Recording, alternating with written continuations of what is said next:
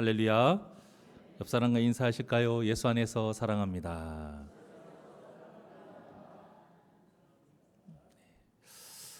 인터넷에 보니까 이런 재미있는 글이 있어서 하나 제가 소개를 해드리겠습니다.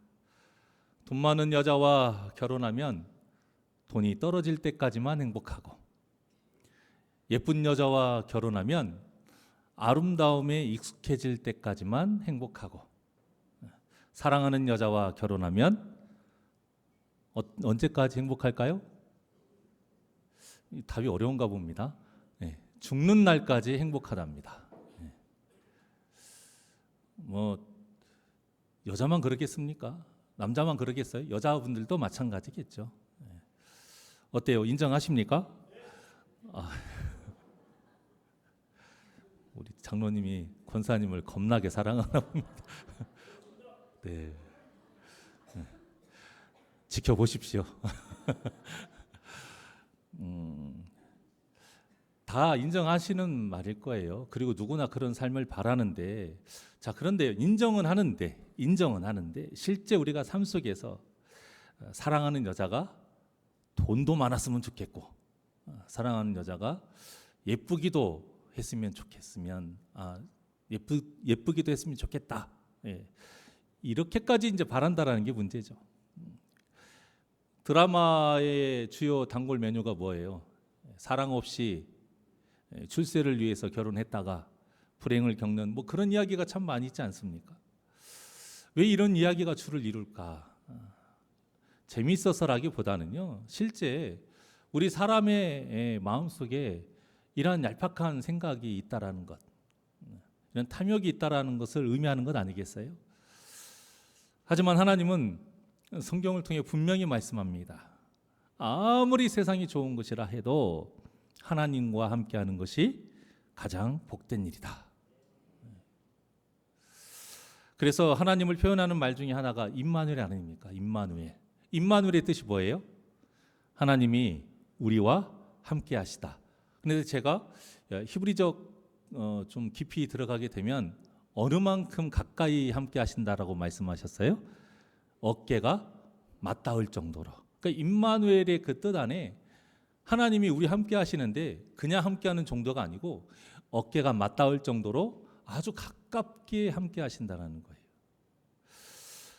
성경을 보면요, 세상 사람들이 참 싫어할 만한 표현이 굉장히 많이 있습니다. 예를 들어서 우리보다 더 많은 수의 적이 더 좋은 무기로 공격을 한다라고 가정을 해봅시다. 자, 그때 우리가 하나님께 막 기도를 해요. 그러면 우리 생각에 어떤 응답을 원할까요? 적보다 더 많은 수의 병사를 주시거나, 아니면 더 좋은 무기를 주시거나, 아니면 어떤 싸움 잘하는 장수나 지휘를 잘하는 어떤 지도자, 이런 것을 우리가 원하면서 기도하지 않을까요? 자, 그런데 하나님이 어떤 대답을 하시냐면, 강하고 담대하라. 두려워하지 말며 놀라지 말라. 내가 어디로 가든지 내 하나님 여호와가 너와 함께 하느니라. 또 다른 성경을 보니까요, 두려워하지 말라. 내가 너와 함께 함이라. 놀라지 말라. 나는 내 하나님이라. 내가 너를 굳세게 하리라. 참으로 너를 도와주리라. 이런 말씀만 하시는 거예요. 정작 필요로 하는 것은 하나님이 주시지 않고 이런 말씀만 하시니까 세상 사람들이 좋아하지 않는 겁니다. 지금 당장 필요한 것, 지금 당장 사용할 수 있는 것, 지금 당장 눈에 보이는 것을 원하는데, 하나님은 자신이 함께 하시니까 그저 믿고 순종하라, 이 말씀만 하시는 거예요. 자, 문제는 세상 사람들은 하나님을 모르니까 그렇다 쳐요. 그런데 우리 믿는 자들도 하나님이 함께 하시는 것으로 만족하지 않고 실제 필요한 것을 주시기를 바라는 마음으로 신앙생활할 때가 참 많이 있다라는 겁니다. 그래서 믿음이 좋다, 이것을 어떻게 표현할까? 오늘 본문의 메시지와 연결해서 이렇게 표현할 수 있을 것 같습니다. 믿음이 좋다는 것은 내게 필요한 것을 바라는 마음을 버리면서 하나님 한 분만으로 만족해가는 것. 믿음이 좋다라는 것은 내게 필요한 것을 바라는 그 마음을 계속 버리면서 하나님 한 분만으로 만족해가는 그 과정. 이게 바로 성경이 말하는 믿음이 좋다라는 거예요. 우리가 창세기를 보면서 아브라함부터 또 이삭과 야곱, 요셉, 이 성경 인물의 그 믿음이 자라는 것을 우리가 계속 봐왔잖아요. 근데 이들의 모습 속에 공통적인 모습이 있어요. 그것은 바로 처음에는 이들이요, 다 자신에게 필요한 것을 바랬습니다. 다 자신이 원하는 것을 바랬던 사람들이었어요. 그런데 이들이 점점 어떻게 변해냐면 하나님만 계시면 되는 사람으로 점점 변해가는 거예요. 이게 공통된 모습이에요. 오늘 본문의 야곱도 마찬가지입니다. 이 야곱이 어떤 사람이었어요? 전에는 자신이 사랑하는 여인과 그의 아들을 귀하게 여겨서 편애했고요, 재산을 원했고 또 권세를 원했던 사람이었어요. 그런데 본문을 보니까 하나님이 함께 하시는 것이 가장 중요한 사람으로 변한 것을 알 수가 있어요. 자, 이것을 알 수 있는 대목이 바로 본문의 1절입니다. 자, 1절 다 같이 시작.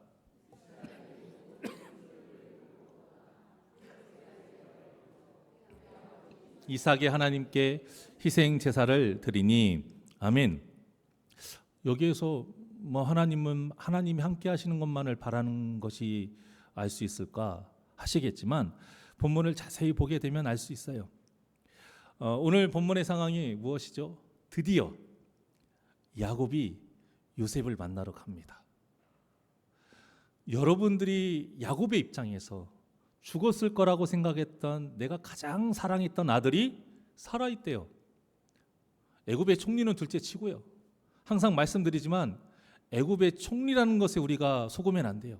그건 정말 중요한 게 하나도 안 중요한 게 아니에요. 아버지 입장에서 아들을 만나러 가요. 얼마나 기쁘겠어요. 자, 그런데 이 야곱이 애굽으로 향할 때에 바로 가지 않고 브엘세바에 들립니다. 그리고 브엘세바에 들려서 하나님께 희생 제사를 드려요. 야곱이 왜 이렇게 했는지가 바로 오늘 본문의 주제입니다.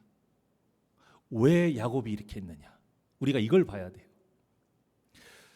현실적으로 애굽의 총리가 이제 요셉이잖아요. 자, 그렇다면 현실적으로 봤을 때 야곱의 가족은 뭐예요? 로또 맞은 거예요. 로또 맞은.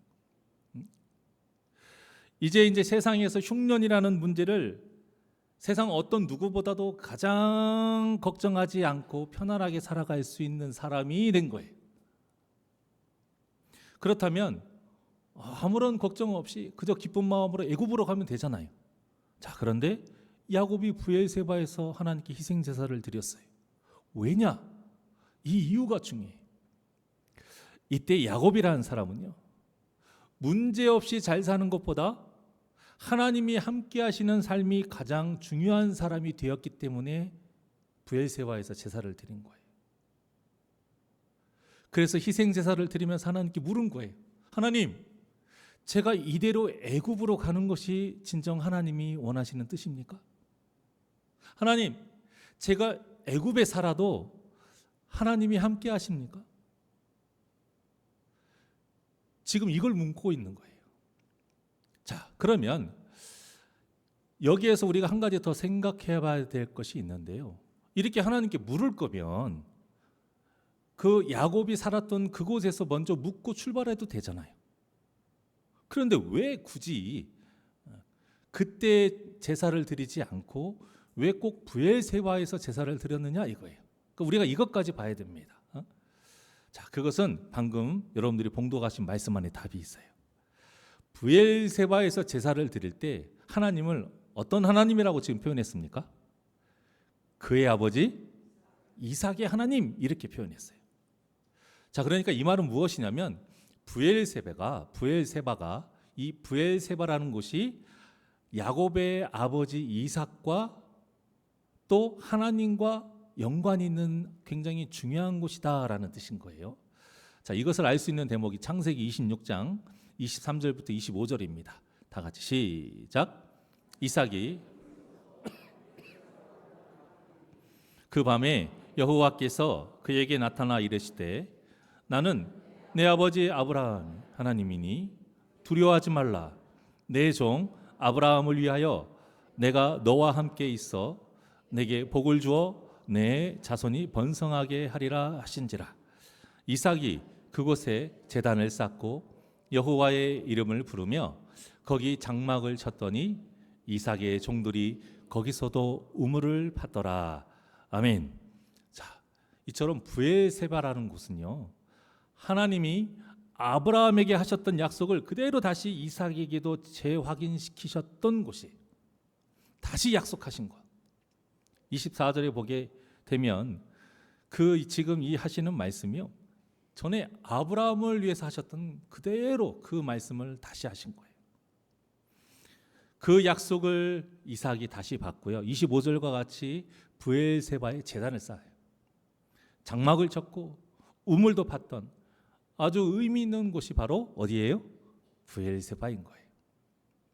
그러니까 야곱이요, 굳이 이 브엘세바에서 희생 제사를 드린 것은 지금 야곱의 가족이 애굽으로 가는 이 상황이 자신의 할아버지 아브라함과 자신의 아버지 이삭에게 하셨던 그 하나님의 약속을 이루는 과정인 것을 묻는 거예요.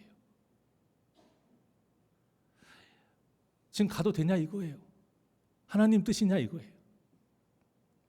야곱이 이렇게 생각할 수밖에 없었던 것이요, 하나님께서 자손을 번성하게 약속하시겠다 약속하셨던 그 땅이 지금까지 야곱이 계속 살았던 헤브론 땅이었기 때문에,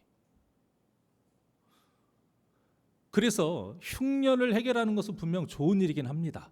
그런데 그 해결을 위해서 애굽으로 가려면 하나님이 약속하신 그 땅을 벗어나야 하기 때문에 야곱은 고민이 많았던 거예요. 우리 생각은 지금 먹고 사는 게 중요하죠. 배고프지 않는 게 중요하잖아요. 그러니까 애굽 가는 게 당연하죠 라고 생각할 수 있지만, 야곱은 지금 먹고 사는 문제가 중요한 게 아니라 뭐예요? 지금 내가 사는 이 땅이 할아버지 아브라함과 아버지 이삭에게 약속하셨던 그 땅이 지금 이곳인데 내가 애굽을 가야 돼? 그러면 어떻게 되는 거예요? 하나님께서 이루고자 하는 약속을 내가 거부하는 게 될 수 있잖아요. 그래서 물은 거예요. 그리고 솔직히 현실적으로 말하면 거기 살아도 문제는 없잖아요. 안 그래요? 애굽에서 계속 공수해오면 돼요. 지금처럼 한 것처럼 아들들에게 갔다 와라 하면 되는 문제니까요. 그래서 부른 거예요. 좀 불편할 수는 있지만 충분히 살 수는 있어요. 어떻습니까? 야곱이 굉장히 많이 변했잖아요. 이 변한 것을 알 수가 있어요. 그래서 출발하기 전에 제사를 드린 게 아니라 아버지 이삭이 제사를 드렸던 그곳, 그리고 그곳에서 아버지 이삭의 환상 중에 하나님께 다시 약속을 확인받았던 그 브엘세바에서 자신도 같은 확인을 받고 싶었던 거예요. 그래서 이삭이 하나님 이렇게 표현을 한 겁니다. 자, 그리고 야곱의 바람대로 하나님께서 아버지 이삭에게 하셨던 것처럼 환상 중에 하나님이 약속을 다시 확인시켜 주십니다. 오늘 본문의 2절부터 4절까지의 말씀이에요. 다 같이 합독합니다. 시작. 그 밤에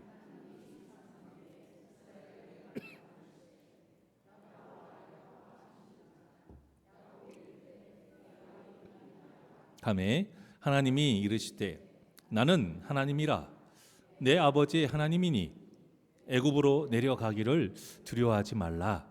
내가 거기서 너로 큰 민족을 이루게 하리라. 내가 너와 함께 애굽으로 내려가겠고 반드시 너를 인도하여 다시 올라올 것이며 요셉이 그의 손으로 내 눈을 감기리라 하셨더라. 아멘. 자, 이 말씀은 아브라함과 이삭에게 하셨던 그곳은 애굽이 아닌 것은 맞아요. 하지만 애굽으로 가는 것이 또 하나의 과정이기 때문에 안심하라, 그런 뜻인 거예요. 그곳에서도 3절과 같이 하나님께서 큰 민족을 이루게 하실 것이고, 또 4절과 같이 그곳에서 계속 사는 것이 아니라 하나님의 때에 반드시 다시 이끌어 주신다, 지금 약속을 하신 겁니다. 야곱이 이렇게 하나님께 응답을 딱 받으니까 얼마나 기뻤겠어요.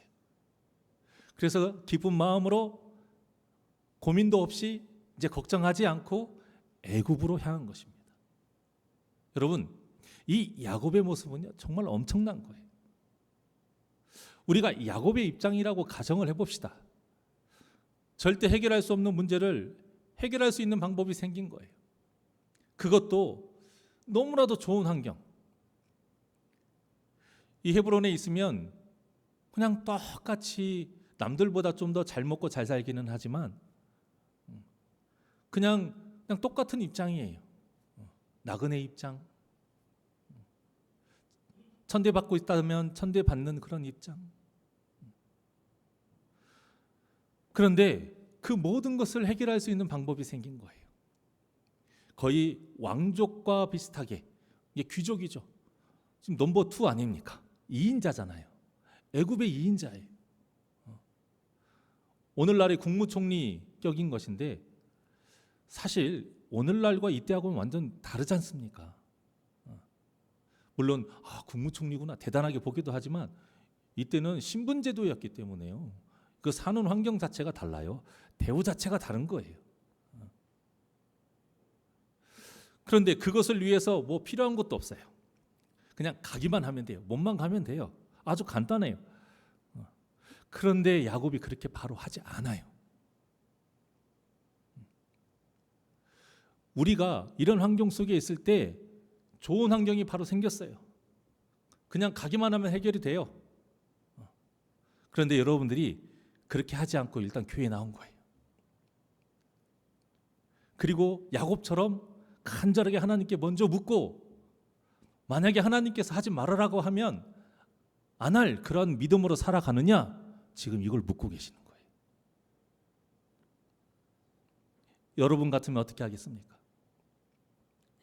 참, 그래서 다윗의 믿음이 굉장히 귀한 겁니다. 다윗이 사울을 통해서 사울을 피해서 도망갔잖아요.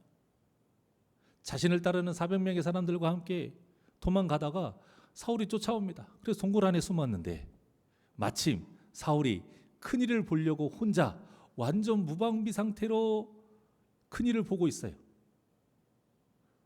사람들이 다 뭐라고 합니까? 다윗이요, 이건 하나님이 주신 기회예요. 지금 완전 무방비인 상태로 칼 한 번 휘두르고 창 한 번 찌르면 그냥 저 사울을 죽일 수 있는 상황 아닙니까? 이건 하나님이 차려주신 밥상이에요.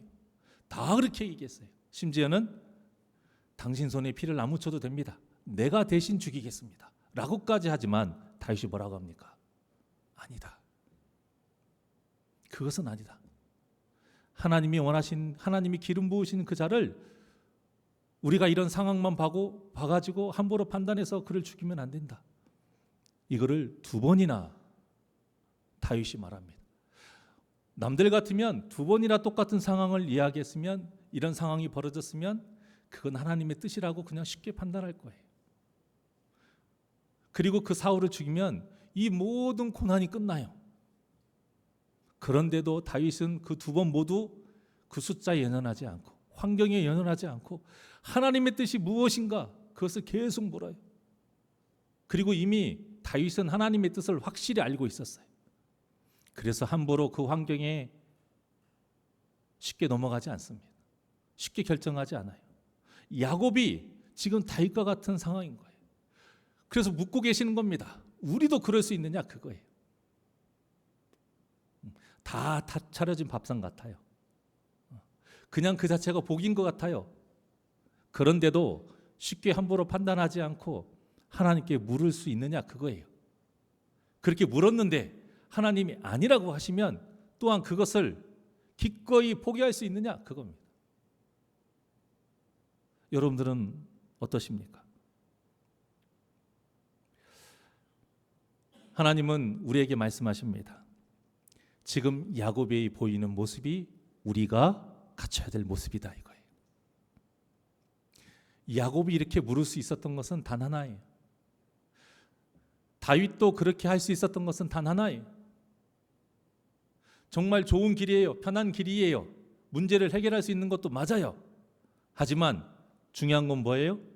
하나님이 함께 하시느냐 그거예요. 하나님이 기뻐하시느냐 그거예요. 하나님이 기뻐하시는 일을 우리가 택하지 않았을 때에 하나님은 떠나실까 봐, 그 하나님이 떠나실까 봐 이것이 가장 두려운 거예요. 야곱이 가장 두려워했고요. 다윗이 두려워했고요. 우리가 가장 두려워해야 될 일이 바로 이것이라는 겁니다. 혹시 우리가 예수님을 믿고 천국을 소망하며 산다고 하면서 실제 삶의 선택에 있어서는 어디가 더 좋은가만 보는 것은 아니냐 이거예요. 어디가 더 돈을 많이 주느냐 이것을 바라보는 것 아니냐 이거예요. 어디가 더 편한가? 사람들이 어느 쪽을 더 알아주는가? 그냥 이 생각만 하고 결정하는 것 아니냐? 혹시 그런 삶을 살고 있는 것은 아니냐? 지금 묻고 계시는 겁니다. 물론 이런 생각 자체가 잘못된 것은 아니에요. 하지만 우리가 하나님을 믿는다면서 이보다 더 먼저 중요하게 따져야 될 것이 있다라는 거예요. 이 길을 하나님이 기뻐하실까? 이걸 먼저 따져야 된다는 거예요. 이 선택을 하나님 앞에서 해도 되는가? 이 고민을 해야 된다 이겁니다. 이 선택을 통해서도 하나님과 함께 걸어갈 수 있는가? 끊임없이 이 물음을 가지고 고민하고 말씀을 통해 정확하게 판단해야 되고 하나님께 기도해야 한다는 겁니다. 그렇지 않으면 결국에는 나에게 편한 길, 나에게 이익이 되는 길, 사람들에게 인정받는 길만을 선택할 거라 이거예요. 하나님은 전혀 상관하지 않는다 이거예요. 그저 우리가 실컷 나 좋은 대로 선택하고 하나님 보고 따라오라고 강요하는 이런 잘못된 신앙의 길을 걸어갈 수 있다는 것입니다. 만약에 우리가요 모든 선택을 이렇게 한다라고 가정을 해보면 말씀이 무슨 필요가 있습니까? 여러분? 안 그렇습니까? 기도할 이유가 하나도 없는 거예요.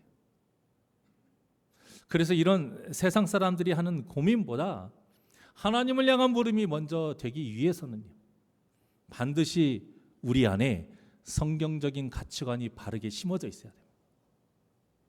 세상적인 가치관이 버리고 그 세상적인 가치관을 버리고 성경적인 가치관을 우리가 품는 것을 사도 바울이 뭐라고 했습니까?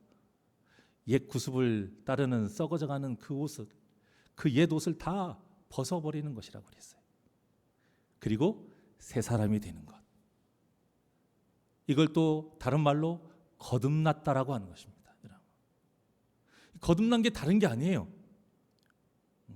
어떤 눈에 보이는 새롭게 무슨 변화되고 이런 게 아니에요. 우리 마음이 변화되는데 어떻게 해요? 가치관이 변하는 거예요. 성경적인 가치관으로 변하는 거. 그러면 도대체 가치관이 변한다는 게 무슨 뜻이냐? 여러 가지 뜻이 있는데요. 우리 예수님이 그 중에 하나를 명확하게 말씀하신 게 있는데 바로 뭐냐? 복에 대한 개념을 바꾸는 거예요. 복에 대한 개념을 바꾸는 거. 그래서 예수님이 너희들이 나의 진정한 제자가 되고 싶으냐? 그러면 내가 가르쳐 줄게 하고 가르쳐 주신 곳이 산상수훈이에요. 마태복음 5장. 그런데 그때 가장 먼저 가르쳐 주신 게 뭐예요? 복이에요. 복. 팔복. 복에 대한 개념을 바꾸라 이거예요. 세상적인 복에 대한 개념을 성경적인 복에 대한 개념으로 바꾸라 이거예요. 그게 팔복이에요. 자, 한번 보겠습니다. 마태복음 5장 3절에서 12절까지 다 같이 한 목소리로 시작. 심령이 가난한 자는 복이 있나니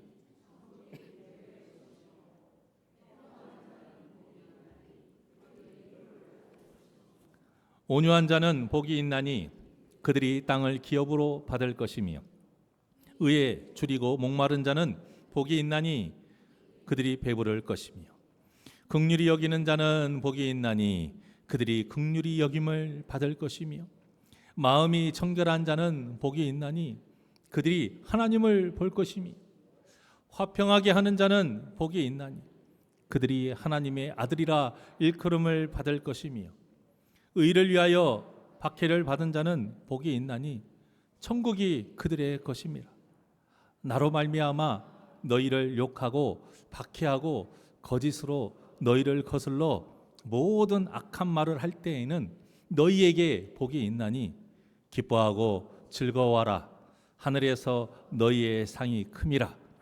너희 전에 있던 선지자들도 이같이 박해하였느니라. 아멘. 여러분, 예수님께서 가르쳐 주신 이 팔복이 지금 여러분에게 진정한 복이 되었습니까? 아멘이 너무 자신이 없으시네요. 그런데 정말로 이건 참 중요한 문제입니다. 참 쉽지 않은 건 맞지만 여러분, 이 복이 우리의 복으로 바뀌어야 돼요. 제가 부교육자 사역을 할 때 어떤 분이 우리가 흔히 말하는 생초자, 진짜 100% 오리지널 세상 사람이야. 예수님을 정말 몰라요. 그런데 교회 다니면서 한 1년인가 2년 지나서 이분이 정말 예수님을 인격적으로 만난 거예요. 그리고 기쁘게 신앙생활을 하는 어느 순간 저랑 이런저런 이야기를 하다가 이분이 저에게 이런 말씀을 하셨어요.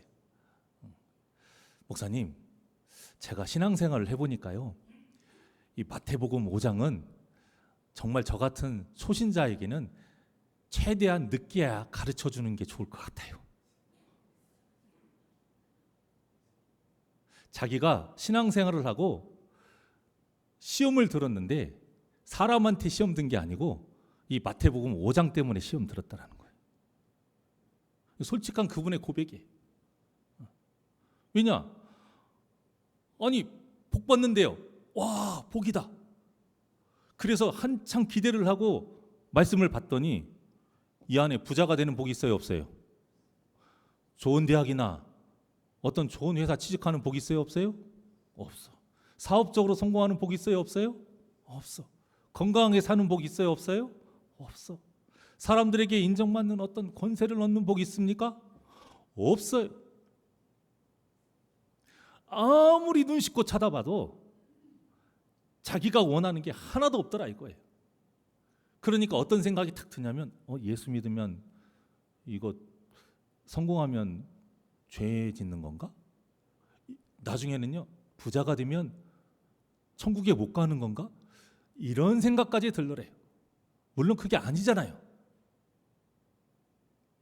아닌데 우리 믿는 자들 중에서도 아직도 팔복이 부담스러운 때가 있다라는 거예요. 세상에 어떤 그 좋은 복이 하나도 없다 보니, 겉보기에 좋은 것 있습니까, 여러분? 처음부터 어떤 상태가 되어야 된다고 그래요? 심령이 가난해야 된대요. 애통해야 된대요. 온유해야 되고 의에 줄여야 되고 목이 말라야 되고, 맨 나중에는 뭐래요? 의를 위하여 뭘 받아야 된대요? 박해를 또 받아야 된대요. 겉으로 보기에 좋은 것 있습니까? 없습니까? 없어요. 그러니까 그 성도님이 그렇게 말하는 거예요. 이해는 가요. 근데 나중에는 그게 그런 뜻이 아닌 것을 이제 알게 된 것이죠. 기도에 대해서 가르쳐 주실 때 이분이 은혜 받은 게 그거래요. 처음에는 그것도 이제 시험거리가 된 거예요. 팔복에서 어느 정도 이제 시험을 조금 이겨낸 것 같은데, 마태복음 6장이 이제 기도에 대해서 가르쳐 주는데, 이런 기도 하지 말라고 딱 못 박았잖아요. 뭐 하지 말라고 못 박았어요? 무엇을 먹을까? 무엇을 마실까? 무엇을 입을까? 뭐 하지 말래요? 기도하지 말라고 딱 이렇게 못을 박아버리니까요. 여기에 또 시험이 든 거예요. 그런데 은혜가 되는 말씀이 딱 있는 거예요. 그것의 모든 시험을 이겨냈다라는 거예요. 하나님께서 우리의 필요한 것을 다 하신대잖아요. 그리고 우리의 그 필요를 다 채워주신대잖아요. 그것도 어떻게? 넉넉히 넘치도록 다 채워주셔요. 그리고 그 다음에 어떤 구절이 나온지 아십니까? 염려하지 말라는 구절이 나와요. 그날의 염려는 그날로 족하다고. 이분이요, 이걸로 완전 은혜를 받아버린 거예요. 그 시험을 이겨내버린 거예요. 아, 이거구나. 부자가 되면 천국에 못 간다는 뜻이 아니구나. 굳이 그런 기도를 할 필요가 없다라는 뜻이구나. 그러니까 이분이 처음에는 이것 때문에 스트레스를 받았다가 이제는 너무 편안해진 거예요. 왜? 지금까지 예수 믿기 전에는 뭐 때문에 스트레스 받았어요? 왜 이렇게 통장에 돈이 안 모여져? 1년 전이나 지금이나 나는 왜 계속 맨날 만년 대리야? 그런데 하나님이 뭐라고 하셨어요? 이거 스트레스 받지 말라는 거예요. 왜? 알아서 하나님이 다 좋은 것을 채워주신다는 거예요.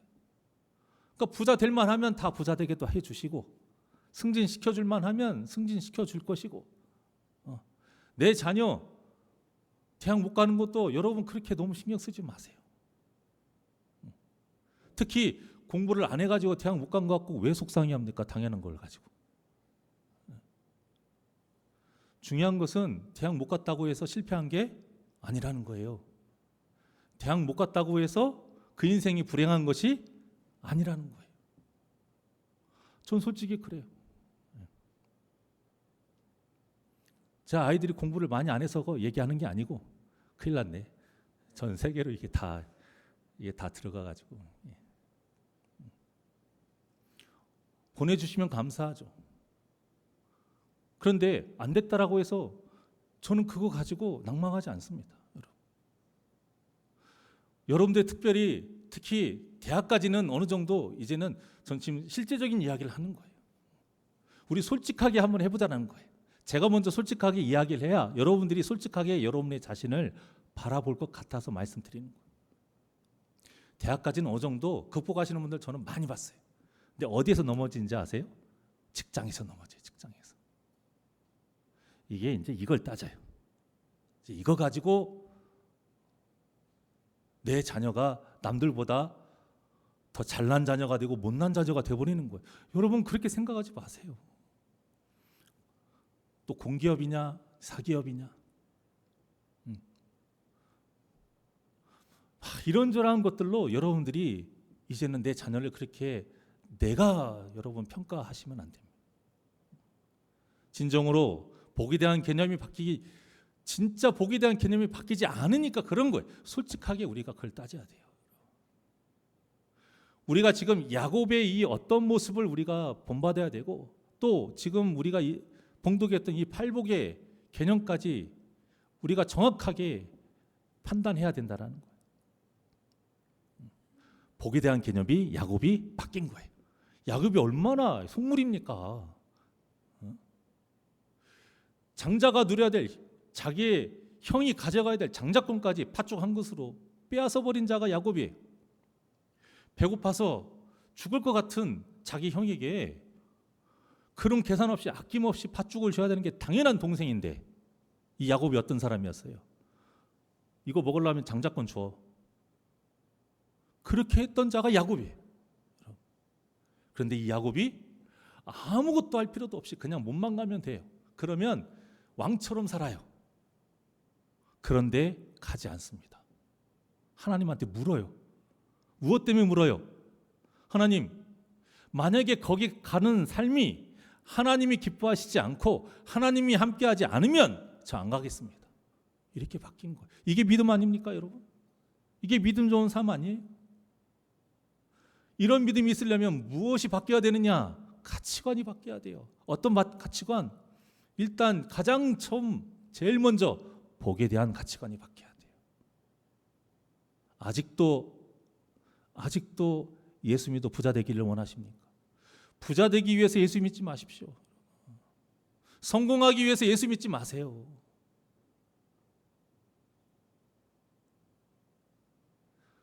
우리의 이 싸움이요, 이런 걸 자꾸 없애는 싸움이 되어야 돼요. 한 번에 되지 않기 때문에 우리가 계속 말씀을 먹고 기도하는 겁니다, 여러분.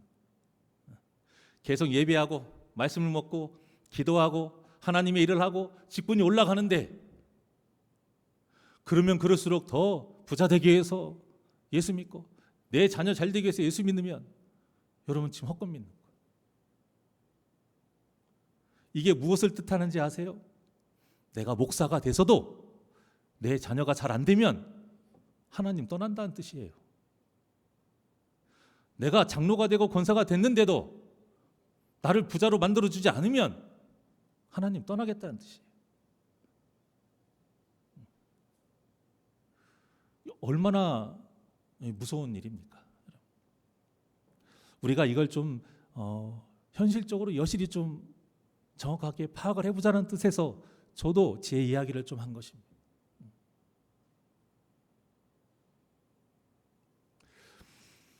그래서 우리에게 굉장히 이 복에 대한 가치관을 바뀌고 하나님이 함께 하시는 게 얼마나 중요한지를 예수님이 표현하신 그 비유 중에 하나가 바로 우리가 흔히 알고 있는 탕자의 비유인 거예요. 정확하게는 뭐라고 했죠? 잃은 아들을 찾은 아버지의 비유. 왜? 하나님이 주인공이니까. 자, 어찌됐든 그걸 보면 잘 알고 있다시피 둘째 아들이 어떻게 했어요? 어느 날 아버지한테 와서 아버지 제 유산 좀 주세요 이렇게 말한 거예요. 오늘날에는 아무런 문제가 되지 않을 이야기지만 이때 당시에는 이건 산 사람을 죽이는 꼴이에요. 그러니까 이때 당시에 세상 사람들에게 가장 페루나 중에 하나 그저 아버지를 죽이는 칼로 직접 죽이고 하는 것만이 진짜 죽이는 게 아니고요. 이것도 살인이에요. 살인. 이들에게는 살인인 거예요. 그런데 아버지가 둘째 아들에게 유산을 줍니다. 그런데 이 둘째 아들이 먼 나라 가서 어떻게 했어요? 그 돈을 허랑방탕하게 다 써버려요. 좋은 일에 쓴 것도 아니고 먹고 마시고 노는 데 다 써버립니다. 완전 거지가 돼서는 이 아들이 어떻게 살았느냐? 당시에 부정한 짐승이 몇 개가 있는데 그 중에 하나가 돼지예요. 개도 부정한 짐승이었는데 이 돼지를 치는 그러한 삶을 살아요. 굉장히 비참한 삶을 살았다는 뜻인 거예요. 그런데도 너무 힘든 거예요. 여기서도 이렇게 살 수가 없게 되는 거예요. 이때 아들이 깨달은 게 딱 하나예요. 뭐였어요? 내가 어차피 비참하게 살 거 차라리 아버지 곁에 살자. 그러면 이보다는 낫겠지. 다시 아들 되려고 하는 것 생각도 안 씁니다. 꿈에도 꾸지 않아요. 그리고 갑니다. 그런데 매일매일 이 집 나간 아들이 돌아오기를 바라는 아버지가 망루에 서 있었는데 저기서 이렇게 보여요. 요만한 점같이 보이는데 아버지는 아들을 바라보잖아요. 알아채잖아요. 보자마자 아들인 줄 알고 냅다 뜁니다. 그러니까 종들이 있다가 주인이 뛰니까 자기도 못 모르고 일단 같이 뛰어요. 그런 상황인 거예요. 그리고는 아들을 끌어안고는요. 아들이 뭐 이야기할 새도 없어요. 끌어안고 울면서 너무 기뻐서 제일 좋은 옷으로 입히고 손에 가락지를 끼우고 발에 신을 신겼어요. 이게 무슨 뜻이라고 그랬죠? 아들의 신분을 회복시킨 거예요. 근데 이걸로 끝나지 않아요. 마을 사람들을 다 모읍니다. 살찐 송아지를 잡아가지고 잔치를 벌여요. 이것은 아들을 찾아서 기뻐서 벌인 이유도 있지만 사람들에게 말한 거예요. 내가 내 아들 회복시켰으니까 당신들 내 아들에게 함부로 하지 마. 왜? 당시에는요 이런 식의 페루나는 사람들이 뺨을 쳤고요, 침을 뱉었고요, 심지어는 돌도 던졌어요. 절대 같이 못 살아요. 쫓겨났습니다. 쫓아냈어요. 그거 하지 말라는 거예요. 내 아들로 존귀하게 대하라 이거예요. 이게 무슨 뜻이냐? 예수님이 왜 이런 비유를 하셨느냐? 다 필요 없다 이거예요. 아버지가 계시는 것, 아버지 곁에 있는 것이 가장 큰 복이라는 거예요. 아들은, 자녀는 아버지 곁에 있는 게 가장 큰 복이에요. 근데 우리는 예수님을 믿음으로 인해서 어떤 권세를 누리게 됐습니까? 하나님의 자녀가 되는 권세를 우리가 얻게 됐잖아요. 성경 말씀에 그대로 말하고 있지 않습니까? 그러니까 하나님의 자녀된 우리의 가장 큰 복은 뭐예요? 아버지 되신 하나님이 함께 하시는 거예요, 여러분. 이 진리를 야곱이 깨달은 거예요. 그리고 우리에게 그 깨달은 진리대로 살아라고 지금 말씀하고 있는 겁니다. 그러니 우리 사랑하는 새날교회 성도님들도 그래서 세상적으로 좋은 것 그것만 선택하는 것이 아니라 진정 하나님이 원하시고 기뻐하시고 함께 하시는 일이 무엇인지를 먼저 말씀으로 바라보고 기도로 묻고 선택하시기를 주님의 이름으로 축원합니다. 그것이 중요한 거예요. 자, 그런데 여기서 끝나냐? 아니에요. 이것이 이어져야 돼요. 계속 유지가 되어야 된단 말이에요. 그래서 반드시 해야 될 것이 있어요. 자, 이제 그 부분인데요. 우리 33절과 34절입니다. 시작.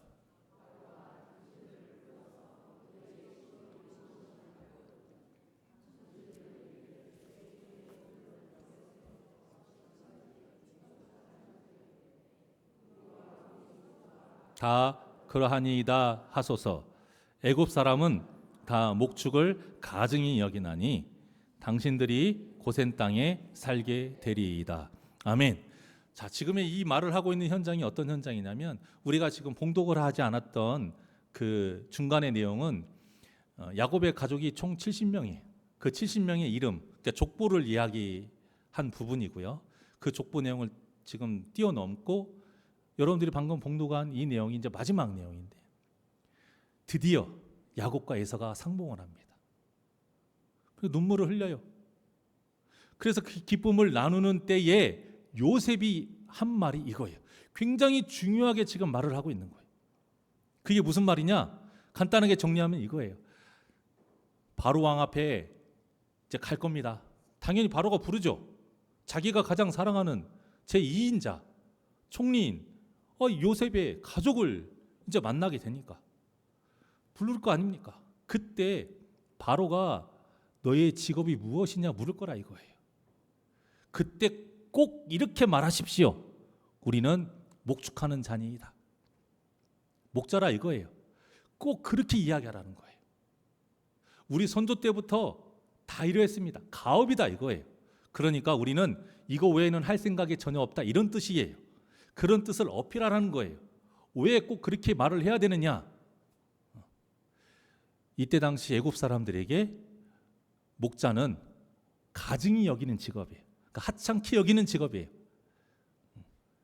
즉 이 말은 무엇이냐? 하찮게 여기기 때문에 같이 살기를 원하지 않는다라는 뜻이에요. 그러니까 목자는 도시 안에 살 수 있는 사람이 아니에요. 목자는 그냥 광야에서 사는 사람들, 바깥에서 사는 성 밖에서 사는 사람들이에요.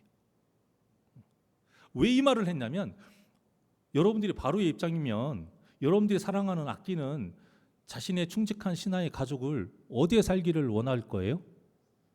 수도. 당연히 가장 좋은 곳에 살기를 원하죠. 서울. 서울에도 어디? 강남. 아니면 저기 사모님들 사는 땅 있잖아요. 강북에 어디에 이름도 모르겠어. 하여튼간 거기 북촌 있는데 이름도 거기에서 살게 하겠죠. 당연한 것 아닙니까? 그런데 지금 요셉이 뭐라고 말하냐면 절대 같이 함께 살지 못하게 하는 목축을 하는 자, 목자로 꼭 말을 하래요. 그러면 고센 땅에 살게 할 거라 이거예요. 지금 요셉의 목적은 야곱의 가족을 절대 수도에서 도시에서 살지 못하게 하는 거예요. 성 안에서 살지 못하게 하는 거예요. 척박한 땅에 살게 하는 거예요. 따로. 왜요? 애굽 사람들과 함께 하지 않게 하려고. 이유는 단 하나예요. 애굽 사람과 함께하고 이 화려한 도시 속에 함께하면 반드시 이들이 무엇을 겪게 돼요? 이방 신을 겪게 돼요. 또 반드시 이들을 부어라 마셔라. 또 애굽에 이 도시처럼 향락의 도시가 없어요. 음행을 하게 돼요. 그렇게 음행을 하고 또 이런 사람들과 결혼을 하게 되면 어떻게 돼요? 당연히 이방신을 또 모셔야 돼요. 하나님의 신앙이 더럽혀진다라는 겁니다. 여러분. 그래서 정말로 살기 좋은 그곳에서 살지 못하도록 요셉이 신신당부를 하는 거예요. 굉장히 중요합니다, 여러분. 우리가 처음에 선택은 하나님과 함께하는 선택을 할 수 있어요. 하지만 중간에 우리가 변질될 수 있다는 거예요. 왜요? 사탄은 절대 쉬지 않기 때문입니다. 사탄은 절대 쉬지 않아요. 세상에서도 뭔가를 하나 이루려면 어떻게 합니까? 오직 하나님만 집중해야 되잖아요. 당연한 거 아니에요? 우리 고3 아이들한테 항상 하는 이야기가 뭐예요? 너 좋은 대학 가려면 공부만 집중해야지. 그러려면 노는 것도 줄이고 뭣도 하지 말라고 해요? 연애도 하지 말아라. 다 했어요. 우리 첫째는. 우리 둘째는 내년이 고3입니다. 어떻게 될지 보겠습니다. 아직 연애 안 하니까.